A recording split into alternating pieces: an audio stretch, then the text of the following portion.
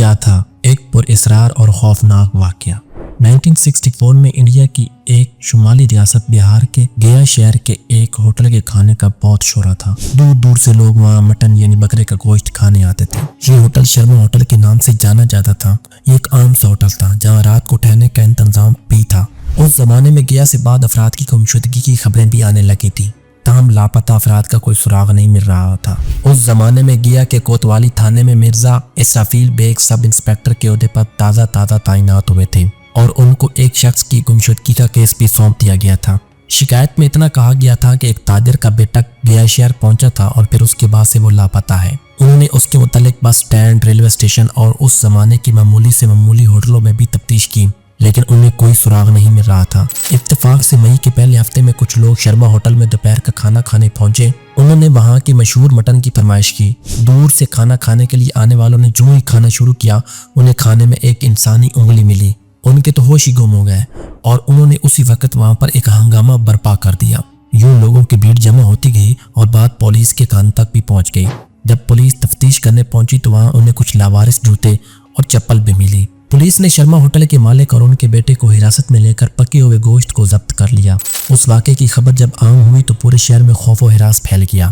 اس بار جب ہم اپنے گاؤں گئے تو اس بارے میں اپنے نانا مرزا مقصود عالم بیگ سے دریافت کیا تو انہوں نے بتایا کہ ہاں، اسرافیل بھائی اس وقت وہیں تعینات تھے اور انہیں اس کی وجہ سے کافی شہرت بھی ملی تھی اور ان کی شاید ترقی بھی ہوئی تھی۔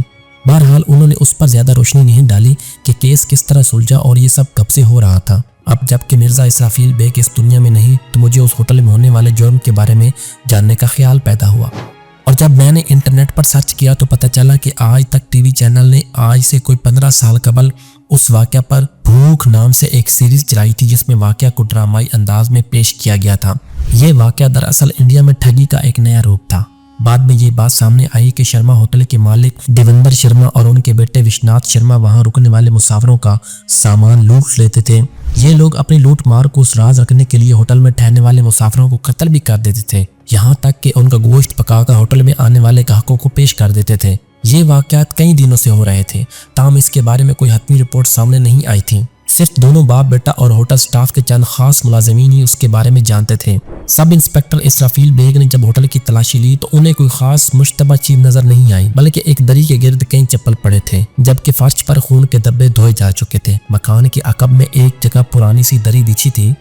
جب انہوں نے اسے اٹھانے کا حکم دیا تو اس کے نیچے سے ایک کنواں برآمد ہوا جہاں جانوروں کی باقیات کے علاوہ انسانی اعضاء بھی موجود تھے۔ آج تک کی رپورٹ کے مطابق شرما اور ان کے ساتھیوں نے لاشوں کو ٹھکانے لگانے کا جو طریقہ اپنایا تھا وہ اپنے آپ میں شاید دنیا میں ایک انوکھا تھا۔ وہ ایک کمرے میں لاش کی بوٹیاں بناتے اور انہیں پکا کر دوسرے مسافروں کو پیش کر دیتے تھے۔ آج تک کے مطابق اس واقعے کے بعد وہاں موجود رہائشی نریندر کمار اگروال نے بتایا کہ ہنگامے کے دوسرے دن ہوٹل کے پاس موجود میونسپل نالی میں خون بہتا دکھائی دیا۔ جب یہ خبر ایک گمشدہ شخص کے والد کو ملی تو انہوں نے وہاں پر موجود کوتوالی تھانے میں رپورٹ درج کرائی۔ اسرافیل بیگ کو پہلے سے ہی شرما ہوٹل پہ شکوک و شبہات کافی تھے۔ نریندر کمار کے مطابق پولیس فوراً ہی حرکت میں آئی اور انہوں نے سختی سے پوچھ گچھ کی تو ان دونوں باپ اور بیٹے نے کئی قتل کرنے کا اعتراف کر لیا۔ اس غیر معمولی واقعے نے گیا کہ رہائشیوں کے دلوں میں دہشت کا ماحول پیدا کر دیا اور یہ واقعہ ایک زمانے تک لوگوں کی خوفناک یادوں میں بسا رہا۔ رپورٹ کے مطابق ہوٹل کے مالک کو بعد میں عدالت نے عمر قید کی سزا سنائی اور وہ اپنی سزا کاٹنے کے بعد گمنامی کے عالم میں ہی اس دنیا سے چلا گیا۔